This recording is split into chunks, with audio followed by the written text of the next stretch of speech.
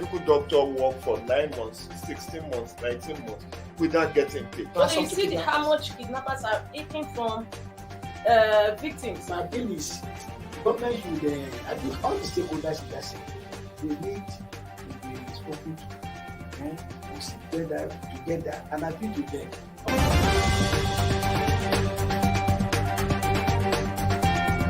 The 3% for the oil producing community is too low. So it is support that is needed. And once you get the support, your airlines will blossom. This is Nigeria. You need to give people sense of belonging.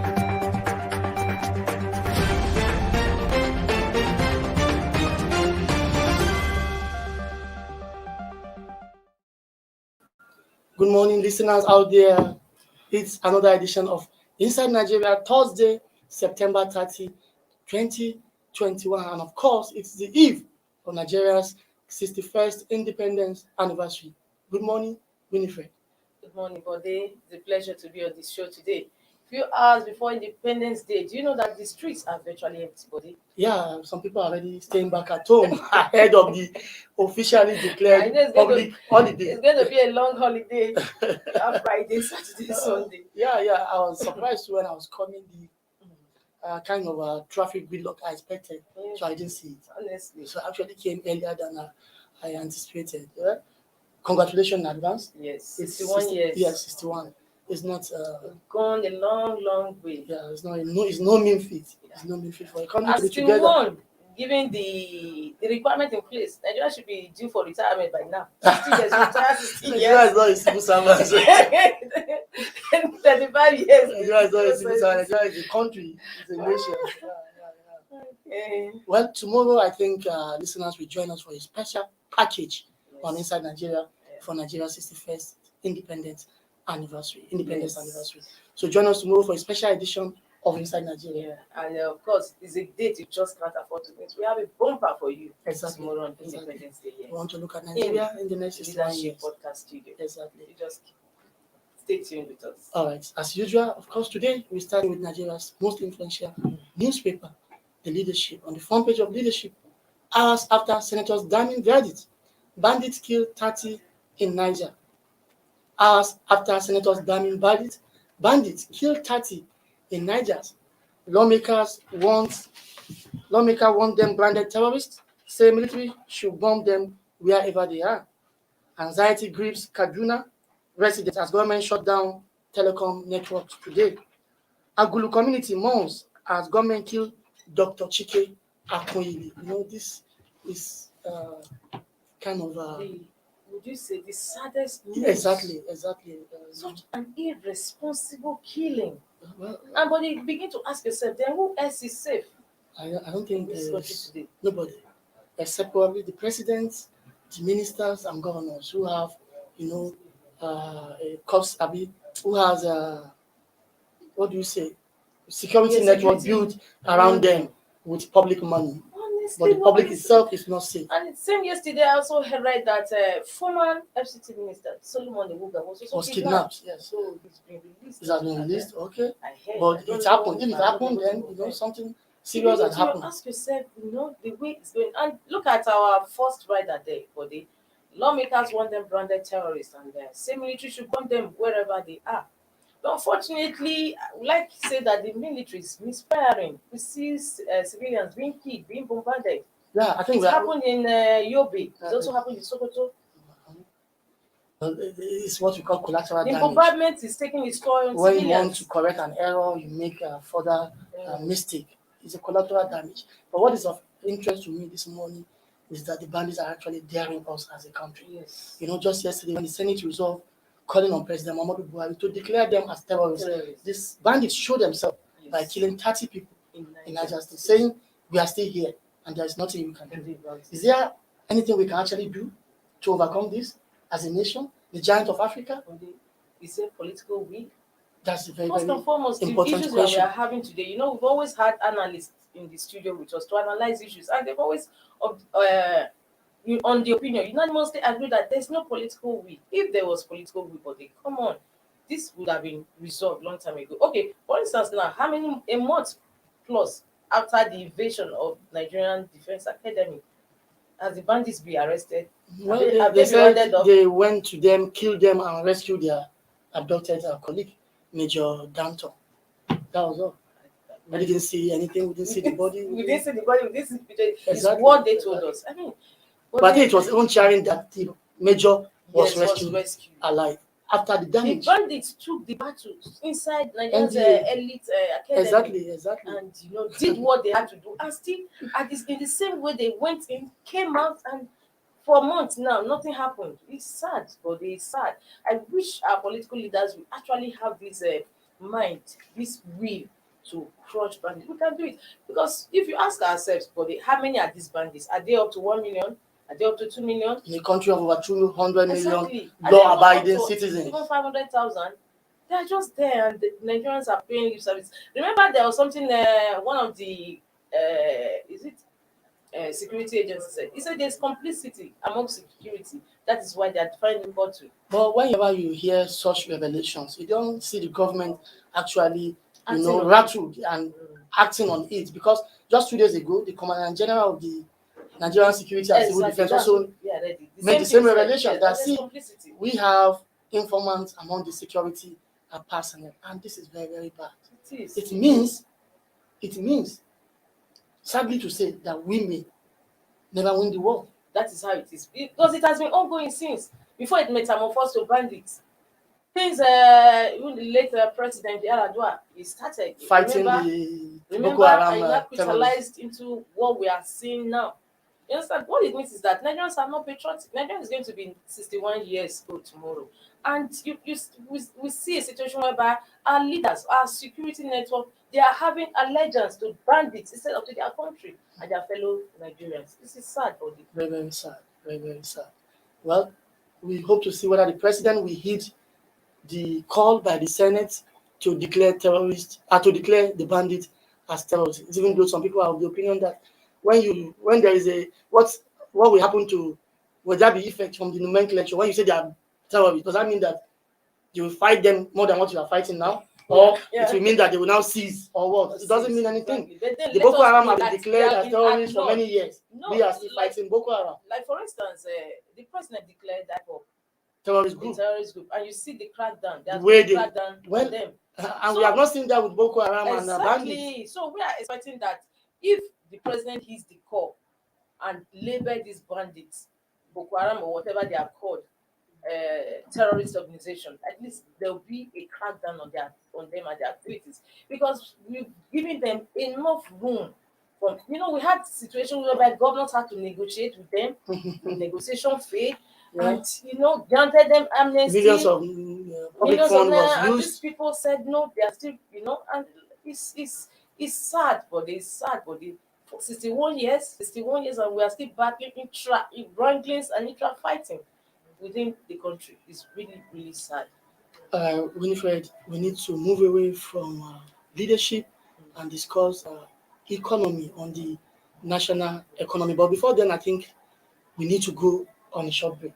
Okay. When we come back, we will expand the discussion about e-Naira, which will be unveiled tomorrow, October 1st, by the Nigerian Central Bank. We'll be back shortly.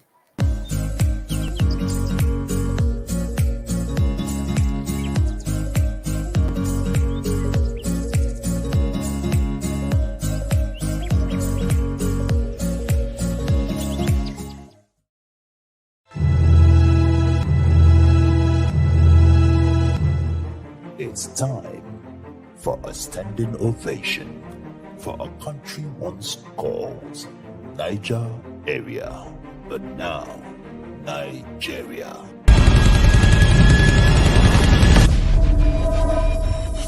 8 governor generals.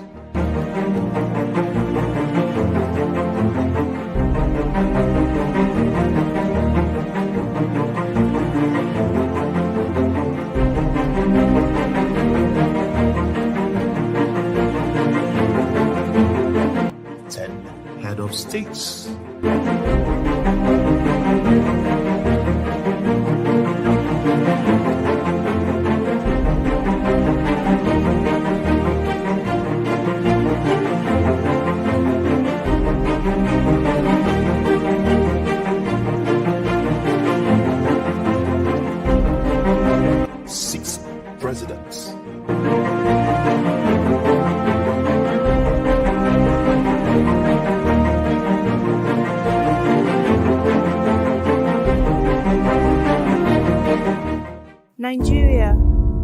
country filled with milk and honey gained her independence in 1960 from the British colony.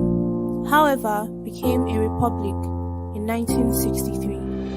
Since then, she has flourished in different sectors: agriculture, economy, health, sports, and many more.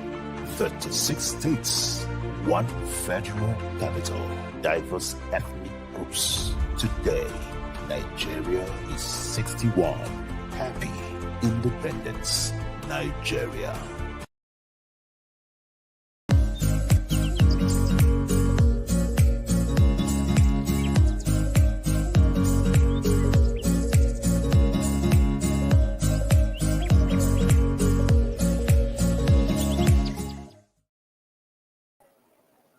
All right, welcome back. Of course, it's still inside Nigeria, Thursday, September 30, 2021.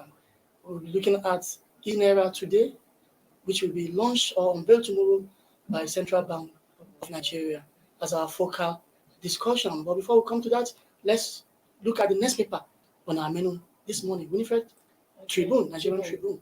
Yes, on today's Tribune, it says Senate to Buhari declare bandits as terrorists.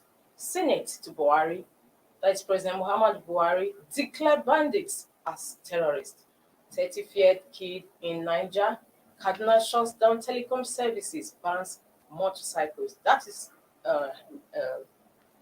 on Nigerian today's Tribune, Nigerian Tribune. which is very, very similar to what What we appeared just said. on the front page of leadership. But one different angle to this is that the Kaduna state government has ordered the shutting down of telecom services in Kaduna, part of Kaduna state, effective from today. Motorcycles have been banned, Yes. and buying of petrol in jerry cans have also been banned, because it was realized that some of the bandits suffering bombardment in part of Niger and Zamfara state Yes. are moving Yes, to that state. Kaduna villages to also unleash terror. So they believe this measure will put the bandits in check.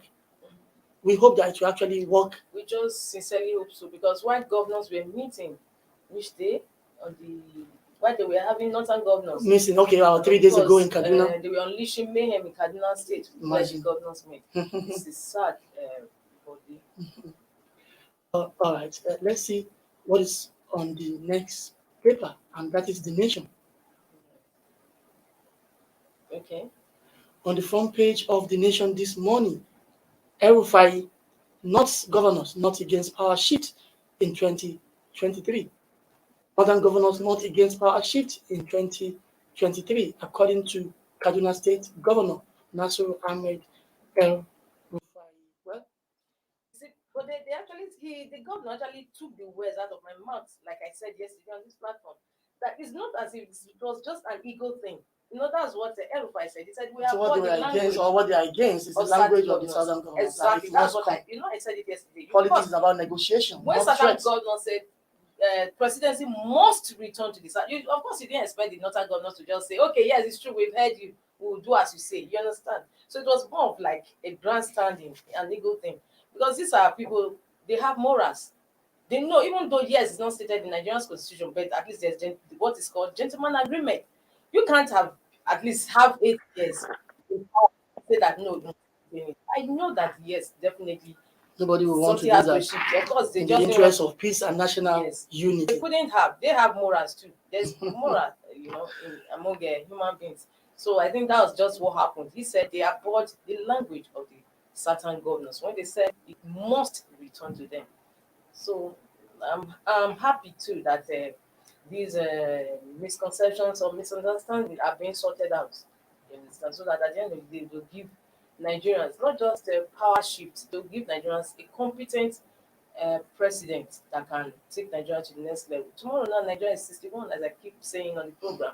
And so much needs to be done, so much grants, milestones needs to be covered, because as at now, like what I keep saying, Nigeria would have been retiring from the civil service.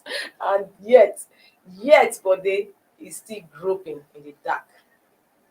All right, we need to go back to leadership sister publication, the National Economy.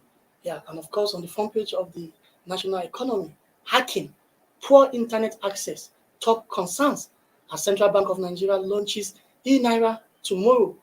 Hacking, poor internet access, top concerns as Central Bank of Nigeria launches e-Naira tomorrow. Experts say policy will fast-track financial inclusion, reduce Naira abuse. And of course, this is our focal discussion on Thursday, September 30, 2021. Winifred, we want to look at as the CBN unveiled the e-Naira tomorrow, October 1st, 2021.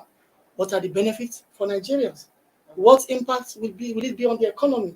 And of course, what will be the dangers associated with digital currency? Because we'll be experiencing this for the first time in the nation's history. And of course, joining us to discuss this is Ayodele Oladeji, international business lawyer and IT consultant based in Russia.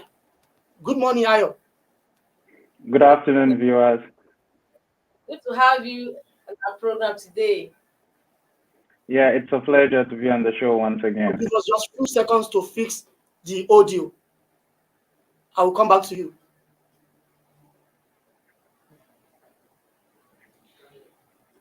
We need to go on a short break. When we come back, Ayodele Oladeji, international business lawyer and IT consultant based in Russia, will be talking to us on e-Naira that will be unveiled by the CBN tomorrow, Friday, October 1. We'll be right back.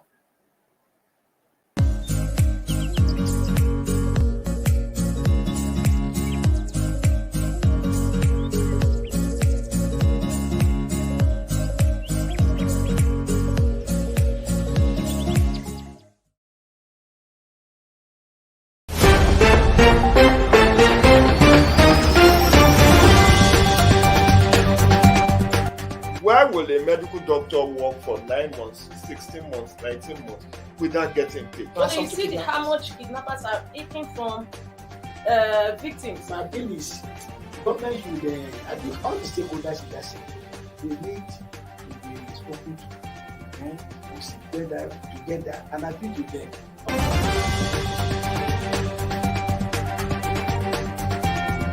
The 3% for the oil producing community is too low. So it is support that is needed. And once you get the support, your airlines will blossom. This is Nigeria.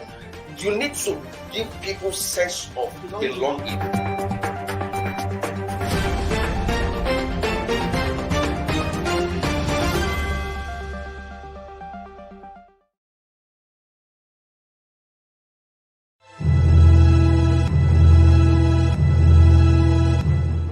It's time for a standing ovation for a country once called Nigeria, but now Nigeria.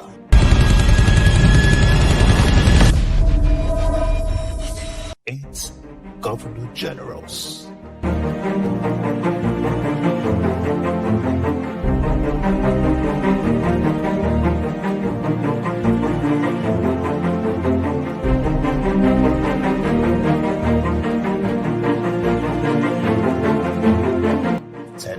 Head of states.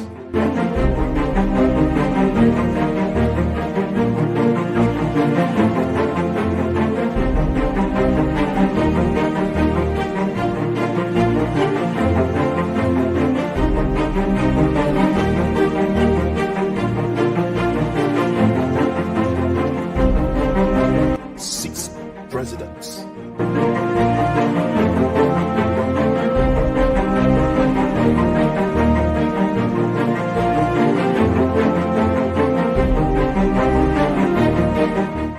Nigeria, a country filled with milk and honey, gained her independence in 1960 from the British colony.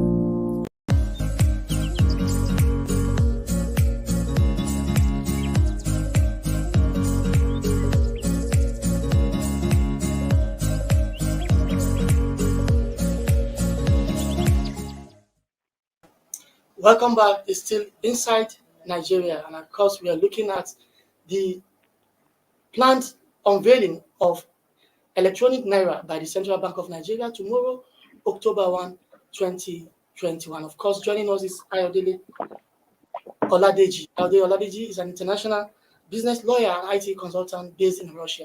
Ayodele, good morning again. Good afternoon, viewers. Okay, afternoon in Russia. Okay, Yes. morning in Nigeria. It's 10:22 a.m. here in Nigeria. All right, Thank let's you. start. It's a pleasure to be on the show again today. Thank you, Pleasure Ayo. to Thank you. host you your program. Now, let's start with the concern raised by our sister publication, The National Economy. You have seen what is on the front page of The National Economy this morning, the lead story talking about hacking, poor internet access are the top concerns as our central bank launches e-Naira tomorrow. Even though the experts are saying the policy will fast track financial inclusion and reduce abuse on our Naira notes. Ayodele, what is your own take on this? Let's start from there. No, first and Well, foremost, first of all, I would like to say there is not enough national orientation on what's on the ground because a lot of people in the grassroots don't have an idea of what this is or how it's going to work. And it's very important that the people are enlightened to enable them embrace this opportunity fully. That's the first thing I would like to mention.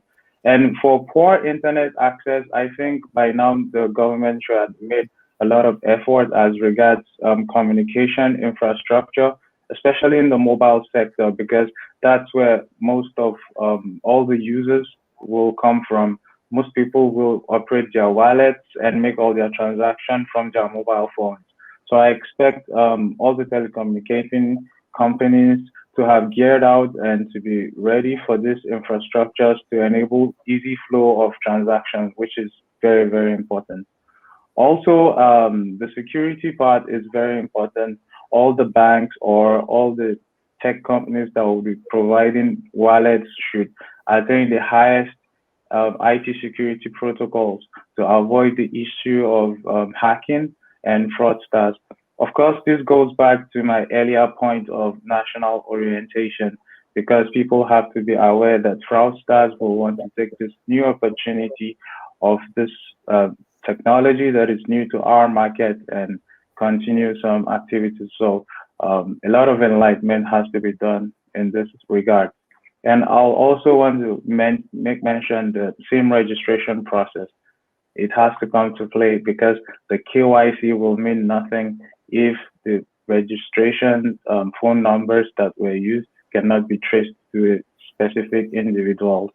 There are other registration numbers like INN and all those other ones, and it might be useful, but the phone numbers have to be traceable to know from what mobile, what transaction came from, and some security features. And lastly, to round up my point, I think the charges for transfer on e-Naira has to be minimal to enable local business and small-scale industries to benefit and for everyday users to have painless transactions, I would like to say. So that's my contribution on this issue. So, okay, thank you so much. in a nutshell, what would you say are the benefits for Nigeria? What would you say will be the Well, benefit of this planned digital economy, digital Naira? I think it's going to facilitate the banking process and business transaction a lot. You don't have to go to the bank. You have the bank right with you in your pocket, and you can move volume of cash easily.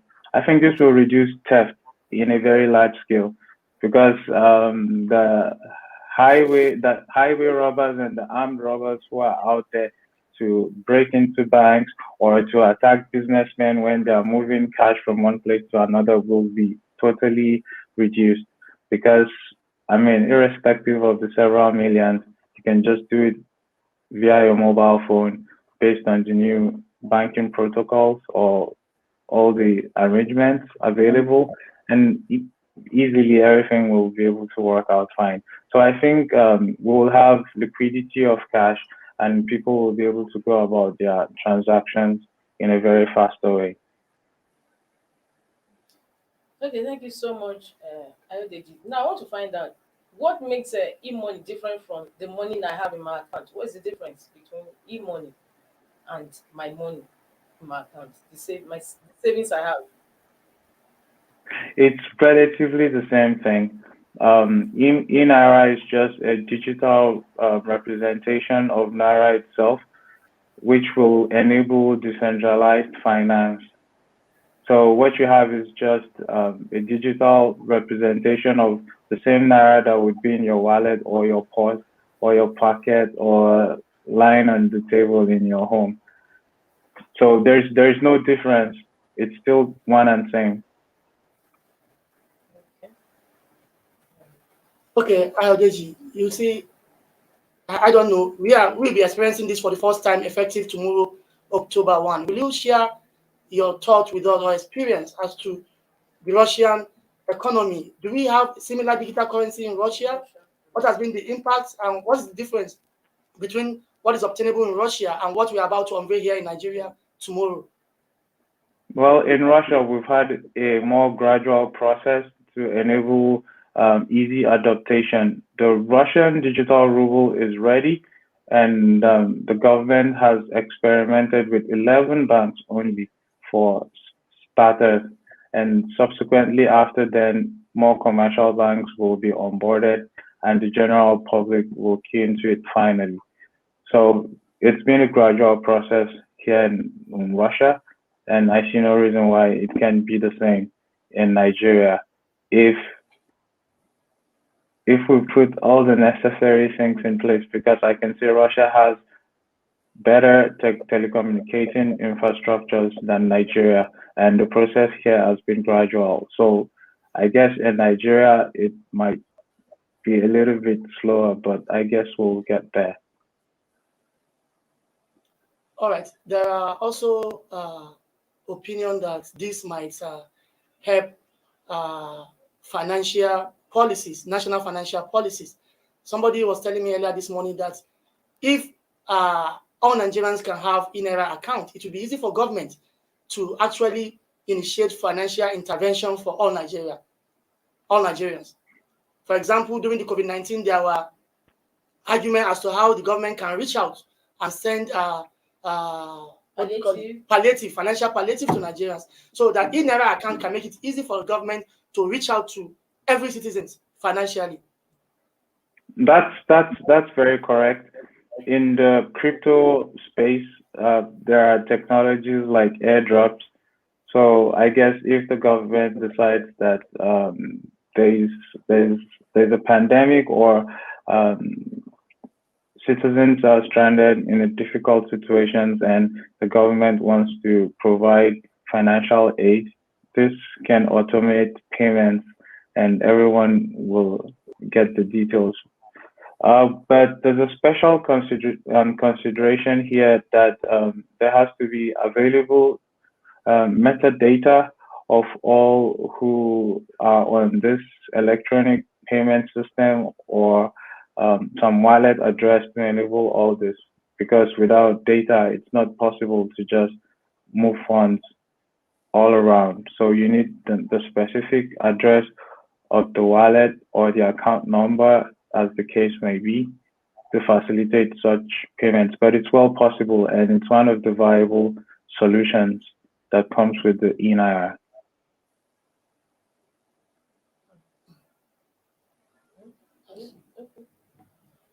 Okay, Deji, you also recall that there is similarity between the planned e-Naira in Nigeria and cryptocurrency. They are both digital currencies. Interestingly, in Nigeria, cryptocurrency has been banned because it is believed it can aid financing terrorism, money laundering, and other, financial infractions. Now, can we also nurse the same fears about e-Naira? Well, they are actually two different things. e-Naira is not a cryptocurrency; it's a digital currency. These are two different decentralized finance technology applications. That's the first point I would like to make. Secondly, Nigeria is not the only country that have banned cryptocurrency recently. We've seen China and probably some other countries. But banning cryptocurrency is not the issue, because as to be realistic, you can't ban cryptocurrency. That's how the technology is designed. It's designed in a way that it's decentralized finance. You can ban it. However, it can be regulated. And that's what the United States has been taking advantage of. So if we have proper and standard regulations, um, people who operate exchanges or decentralized exchange for all these cryptocurrencies can have a standard KYC.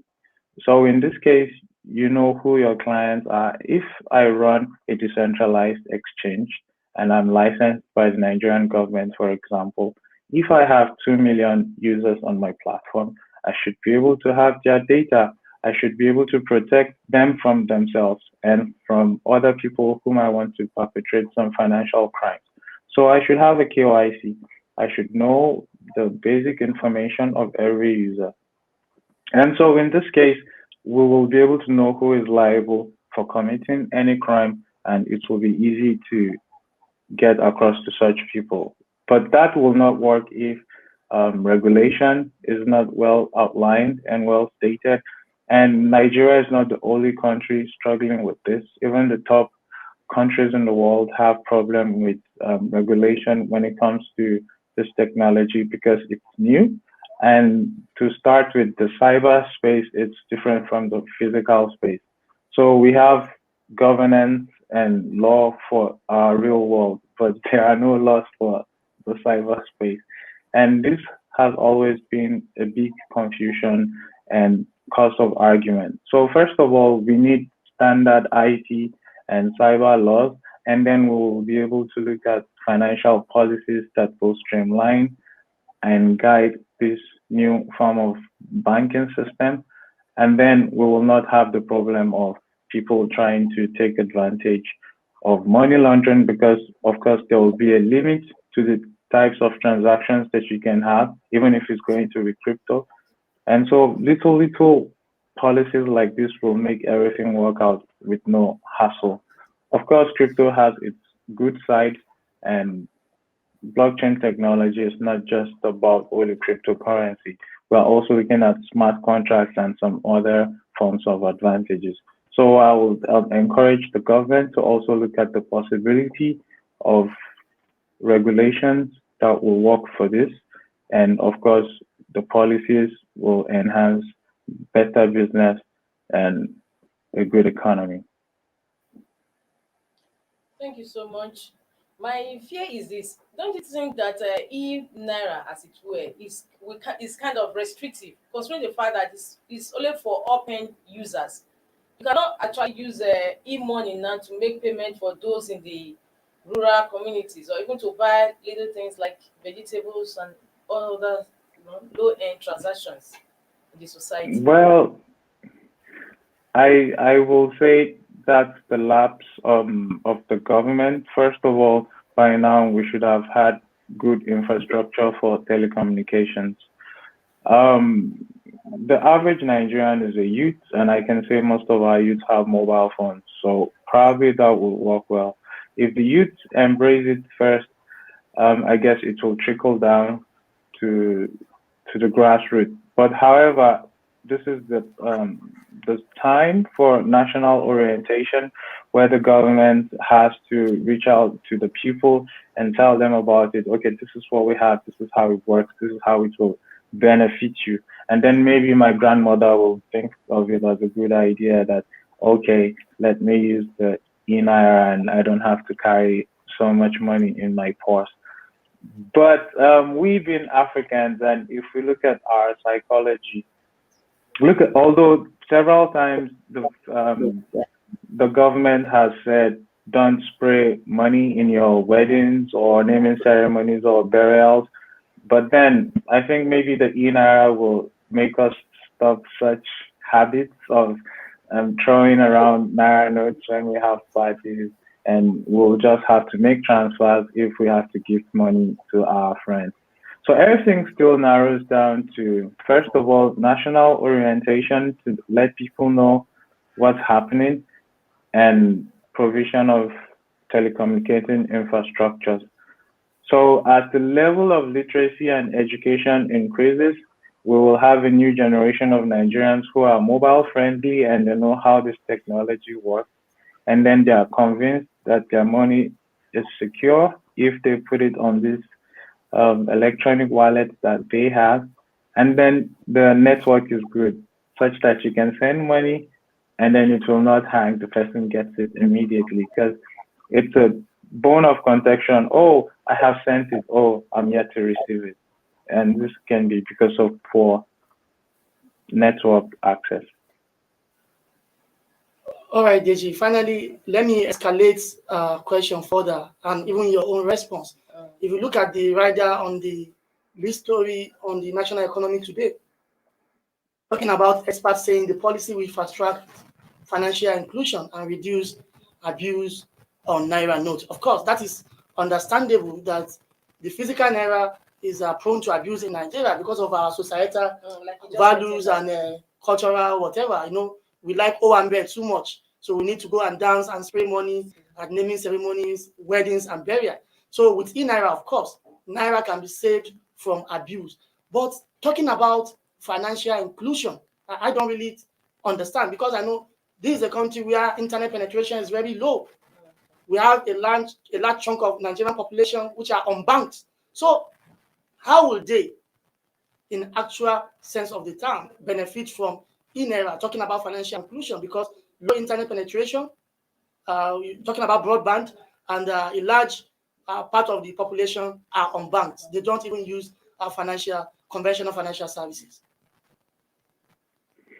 Well, I think the only way we can go about this is if we go through onboarding and deployment for first our major cities, and if we are able to start with the the urban areas, they already have this infrastructure, so it might be easy for them to key into it.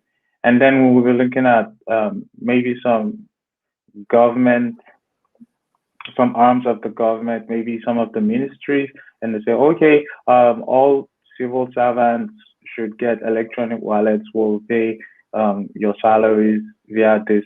I think if we can start with the major urban areas and some structures that we have existing, it will be easier to absorb it into the system. Because like you said, I don't think my old folks, maybe like my great grandmother or maybe some grandmothers, will want to use an electronic wallet. They feel that they are too old for it.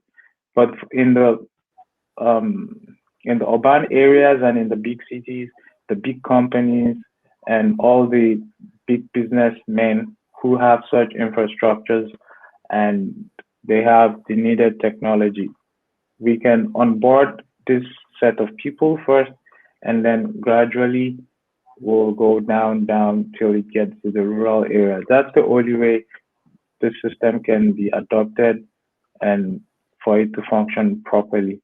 I don't think we can onboard the whole nation because, like you said, there are a lot of people who don't even have a bank account at all. So first you have to take them a long way before they key in.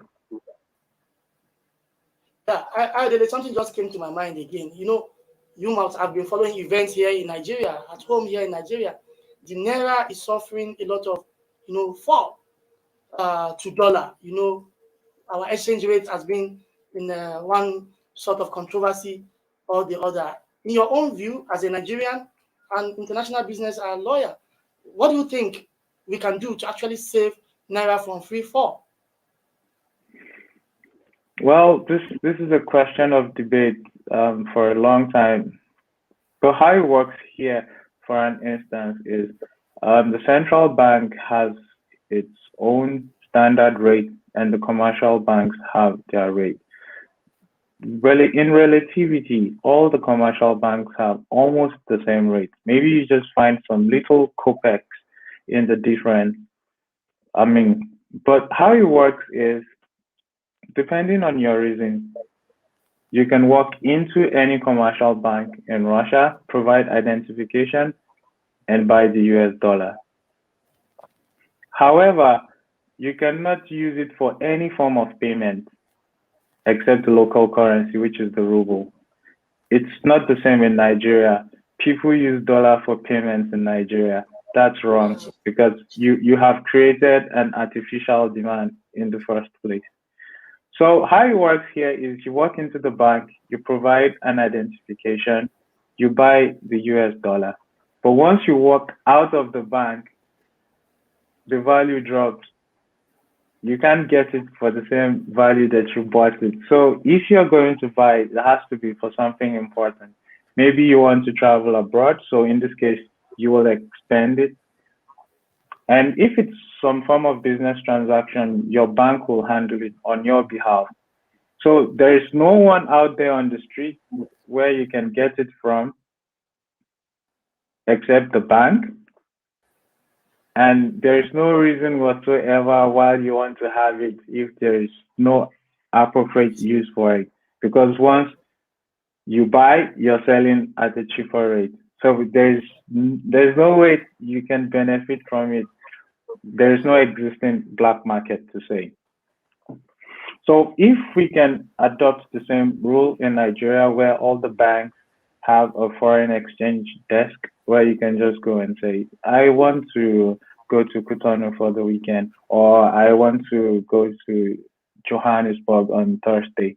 And then they say, how many days do you want to spend? Say, I want 5 days and I would like to buy $500. And then they pay to you and then you go to Cotonou.